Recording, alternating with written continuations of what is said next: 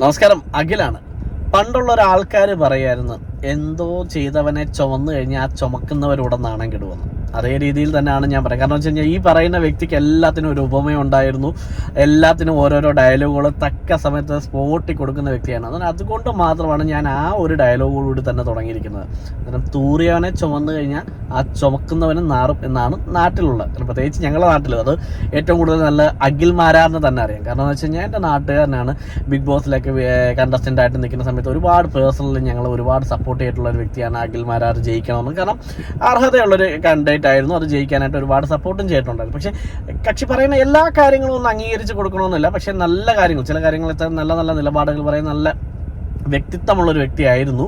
പക്ഷേ ഇന്നലെ പറഞ്ഞ നിലപാടിനോട് പൂർണ്ണമായിട്ടും അങ്ങോട്ട് യോജിക്കാൻ സാധിക്കുന്നില്ല. കാരണം പറഞ്ഞ നിലപാടെന്ന് പറഞ്ഞു കഴിഞ്ഞാൽ തികച്ചും അഖിലിൻ്റെ ഭാഷയിലൊക്കെ പറയുന്നത് രാജ്യവിരുദ്ധത തന്നെയാണ് ഇന്നലെ പറഞ്ഞത്. അതിനെ ഒരു തരത്തിലും പ്രോത്സാഹിപ്പിക്കാൻ പറ്റത്തില്ല. കഴിഞ്ഞ കുറേ കാലമായിട്ട് സോഷ്യൽ മീഡിയയിലോ അല്ലെങ്കിൽ മറ്റ് മീഡിയ രംഗത്തിലൂടെ എല്ലാം വളരെ ആക്റ്റീവായിട്ട് നിൽക്കുന്ന വ്യക്തിയാണ്, അല്ലെങ്കിൽ ഒരു സംവിധായകൻ കൂടിയാണ് അഖിൽ മാരാർ. അതിനകത്തെല്ലാം ഒരുപാട് സന്തോഷമുള്ള കാരണം വെച്ച് കഴിഞ്ഞാൽ ഒരു ലൈഫിനെ കുറിച്ച് നല്ല ദീർഘവീക്ഷണം ഉള്ളൊരു വ്യക്തിയാണ്. എന്താണ് അടുത്ത സ്റ്റേജ് എന്ന് നല്ല രീതിയിൽ ദീർഘവീക്ഷണം ഉള്ള ഒരു വ്യക്തിയാണ് അഖിൽ മാരാർ. അത് അങ്ങനെ തന്നെയാണ് ഇപ്പോൾ കടന്നു വന്നിരിക്കുന്ന വഴികളെല്ലാം. പക്ഷേ ഇനിയുള്ള മുന്നോട്ടുള്ള വഴികളും അങ്ങനെ തന്നെ ആയിക്കോട്ടെ. പക്ഷേ അതിനകത്ത് മുന്നോട്ടുള്ള വഴികളിലേക്ക് പോകുമ്പോഴത്തേക്ക് എന്തും പറഞ്ഞിട്ട് അല്ലെങ്കിൽ എന്തും ചെയ്തിട്ട് ലക്ഷ്യത്തിലെത്തുക എന്നുള്ളത് ഒരു ശരിയായ രീതിയല്ല. മാർഗം ലക്ഷ്യത്തെ സാധൂകരിക്കുമെന്ന് പറഞ്ഞതുപോലെ ലക്ഷ്യമാണ് പ്രധാനം, മാർഗം എന്തും ആയിക്കോട്ടെ എന്നുള്ള രീതിയാണ് ഇപ്പോൾ അഖിലെടുക്കുന്നത്. കാരണം ഇപ്പോൾ കൊട്ടാരക്കരയിൽ ഒരു സ്ഥാനാർത്ഥി പട്ടം കിട്ടാൻ വേണ്ടിയിട്ട് രാജ്യത്തിനെതിരെയൊക്കെ പറയുക എന്ന് വെച്ച് കഴിഞ്ഞാൽ വളരെ മോശമായിട്ടൊരു കാര്യമാണ്. അതുമാത്രമല്ല, കൊട്ടാരക്കരയിലൊക്കെ ഒരു സ്ഥാനാർത്ഥിയായി നിന്ന് ജയിക്കണമെന്നുണ്ടെങ്കിൽ നമ്മൾ ബിഗ് ബോസ് ജയിക്കുന്നത് പോലെ അത്ര സിമ്പിളായിട്ടുള്ള കാര്യമല്ല അഖിലെ, അതൊന്ന് മനസ്സിലാക്കുക. കാരണം കഴിഞ്ഞ കുറേ വർഷങ്ങൾക്ക് മുമ്പ് ഊരി വെച്ചിരിക്കുന്ന ഒരു കാവ്യെന്നും പറയാൻ പറ്റില്ല, എപ്പോഴെങ്കിലും ഉറച്ചു നിൽക്കാത്തതുകൊണ്ട് അതാണ് കാവ്യെന്ന് കയറി വന്നത്.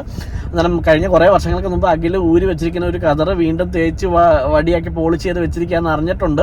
UDF വേണ്ടിയിട്ട് ഇനി ഒരു സ്ഥാനാർത്ഥി പട്ടം കിട്ടുമ്പോൾ മത്സരിക്കാനായിട്ട്. അതെന്തോ ആയിക്കോട്ടെ, പക്ഷേ അതത്ര ബിഗ് ബോസിൽ വിജയിച്ചു വന്നതുപോലെ എളുപ്പമാവുമെന്ന് അഖിൽ കരുതണ്ട. അത് കുറച്ച് ബുദ്ധിമുട്ട് തന്നെ ആയിരിക്കും. എന്തായാലും പക്ഷേ ഇന്നലെ പറഞ്ഞ നിലപാടിനോട് ഒരിക്കലും യോജിക്കത്തില്ല. കാരണം എന്തെന്ന് വെച്ച് കഴിഞ്ഞാൽ ഇന്ദിരാഗാന്ധിയെയും മോഡിയെയും തമ്മിൽ കമ്പയറൊക്കെ ചെയ്തിട്ടാണ് പറഞ്ഞതെല്ലാം ശരിയാണ്. അന്നത്തെ കാലത്ത് ഇന്ദിരാഗാന്ധി എടുത്ത നിലപാട് അല്ലെങ്കിൽ ആ സമയത്ത് എടുത്ത ഒരു തീരുമാനം എന്തുകൊണ്ടാണെന്ന് എല്ലാവർക്കും അറിയാം. പക്ഷേ ഇന്ന് മോദി എടുത്ത തീരുമാനവും ഇന്ന് ഈ യുദ്ധത്തിന് വേണ്ടിയിട്ട് മോദി ഓരോ മൊമെൻറ്റുകൾ എടുത്തു വെച്ചതും എത്രമാത്രം കറക്റ്റായിരുന്നു എന്നും അഖിലിന് നല്ലതുപോലെ ഒന്ന് പഠിച്ചതിന് ശേഷം മാത്രം ഈ വീഡിയോയിൽ പറഞ്ഞാൽ മതിയായിരുന്നു. അല്ലെന്നുണ്ടെങ്കിൽ ഇങ്ങനെ ഒരു പ്രസ്താവന പറഞ്ഞാൽ മതിയായിരുന്നു. 1971 ഇന്ദിരാഗാന്ധി അങ്ങനെ ഒരു യുദ്ധത്തിന് ആഹ്വാനം ചെയ്ത സമയത്ത് നമുക്ക് നഷ്ടപ്പെടാൻ വേണ്ടിയിട്ട് ഒന്നും തന്നെ ഇല്ലായിരുന്നു. അല്ലെന്നുണ്ടെങ്കിൽ എന്തായിരുന്നു അന്നത്തെ അവസ്ഥയെന്ന് നമുക്കറിയാം. പക്ഷേ ഇന്നത്തെ കാലത്ത് അങ്ങനെയല്ല.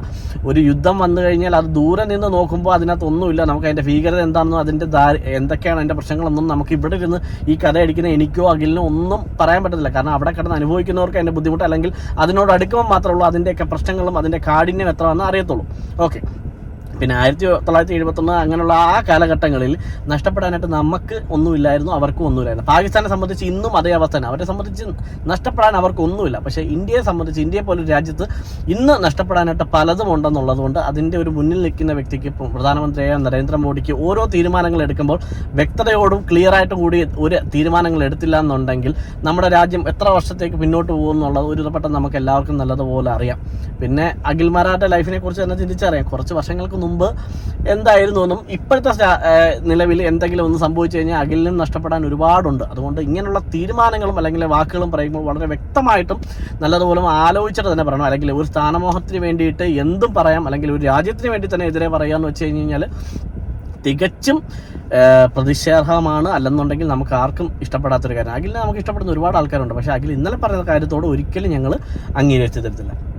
പിന്നെ മറ്റൊരു പ്രധാനപ്പെട്ട കാര്യം എന്ന് വെച്ച് കഴിഞ്ഞാൽ ഇന്നലെ പറഞ്ഞതിൻ്റെ കൂട്ടത്തിൽ തന്നെ ഇതിനകത്ത് ഇവിടെ പറയേണ്ട കാര്യമല്ല, എന്നാലും ജസ്റ്റ് അഖിൽ പറഞ്ഞതുകൊണ്ട് മാത്രം ഒന്ന് സൂചിപ്പിക്കുകയാണ്.